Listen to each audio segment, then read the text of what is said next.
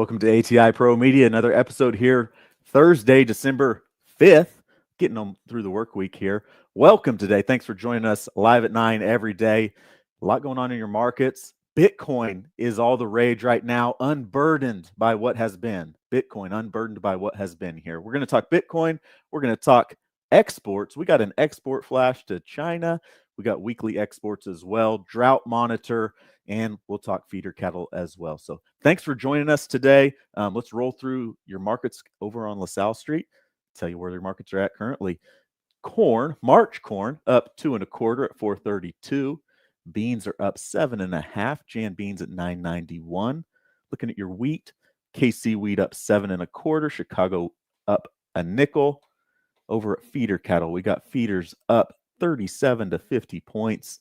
Fats are down a tick, down 12 to 25. Lean hogs mixed down on the D's front month up, or the February up 15 points. Over energy markets at ICE, the crude market is up 38 points. Diesel up a penny. Nat gas up 7 cents. Your Dow up 23 points. S&P up 3. NASDAQ down 20. Bitcoin 4,000 higher at 104,000, crossing that 100,000 barrier. Gold's down a tick, silver's down a tick, and your dollar 50 points weaker as well.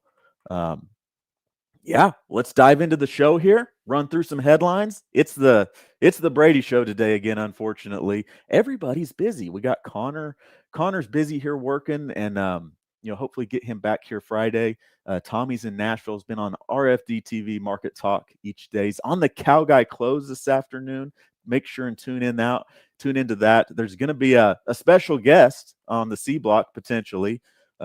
Myself, I'm excited about that. Good to be back on the Cow Guy. Appreciate Tommy include me in on that. But let's roll through some headlines here. First thing, we got a flash sale soybeans to China. It's always great to see these beans going out the door, booking to China, at risk to cancellation. But each day we get these reports is a good thing for your markets. Also had the weekly export sales. Those come out. This is total for the past week. So sales that aren't coming out as flash sales, they get reported. And we had strong corn and bean export sales. I'm going to flash this graphic up here. But actual sales, 68.2 million bushels on corn. Expected range was 30 to 59. So above that range. Looking at beans, 85 million bushels. Actual sales, expected range 40 to 92. Upper end of the range on both of those. Wheat fell within the range, but nothing too exciting. Sorghum, kind of disappointing. I'd like to see those Milo. Everybody in Southwest Kansas wants to see a Milo program to China, and we just have not seen that yet. So we'll see there, but strong, solid sales this week, last week for corn and beans. That's a shining silver lining here in your markets right now. Next headline here, we're just going to dive right into it. Bitcoin crossing that $100,000 level, new record. This market's just been on fire since Trump was elected. We got into that election season, November. Bitcoin's just been on a tear. We're going to look at a chart here in a little bit, but Trump indicated he would nominate Paul Atkins, head of the SEC, which would regulate cryptocurrency. And Paul Atkins has been very favorable to crypto, Bitcoin type markets. Looking up, next headline there, Bitcoin is up 130% for the year so far, and that post-election rally is a major piece of it. The S&P up 28% over the same time frame. So S&P having a great year, stocks, equities having a great year, but Bitcoin having a whale of a year here. I'm going to throw this chart in because it's just time to throw it up. We got to look at it, but look at this rally here. This is the election time frame. This is a weekly chart of your Bitcoin futures, but trade in that 70,000 area all through kind of October into November time frame. Well, actually just much of the year of 24, trading in this 50 to 70,000 area. And just look at that run we've had here since the election. 1, 2, 3, 4, 5, 6, 7 weeks of runs, higher highs, crossing that $100,000 level. Massive rally there. Boy, if we could rewind the clock and come back in 22 and buy Bitcoin at 16,000, boy, that would be nice, wouldn't it? That'd help pay for Christmas this year, certainly. But without further ado, I'm going to get this chart yanked out of here, cruise on through the show here. Bitcoin, rewind the clock. We'll see where it goes here. A lot of interesting things happening on that side. Impossible to predict where it's going to be, but I don't know. 100,000. How much higher can it go? That's a big move for the year. Drought monitor had that. We have the drought monitor come out every week at 7:30 a.m. on Thursdays. I'm going to flash that up with a few graphics. Here's looking at on the left, we've got current conditions on the drought monitor. On the right, a year ago. One thing that stands out to me is some developing drought in the upper high plains, your North Dakota, South Dakota, eastern Montana, Wyoming, that panhandle Nebraska area. We hope that they get into a wetter pattern up there. That's big time cow country up there.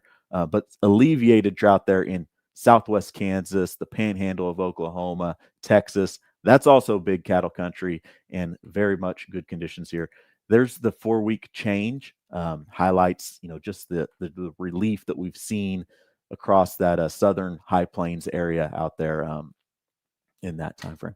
Looking at certain commodities, winter wheat, 29% of winter wheat is in an area of drought. This was close to 40% a year ago. That winter wheat belt there in western Kansas, Oklahoma, Texas. Again, great conditions. Lean and support to your cattle complex, as if that wheat's out there, it needs grazed, it needs ruminants out there, converting it to delicious, high quality beef protein.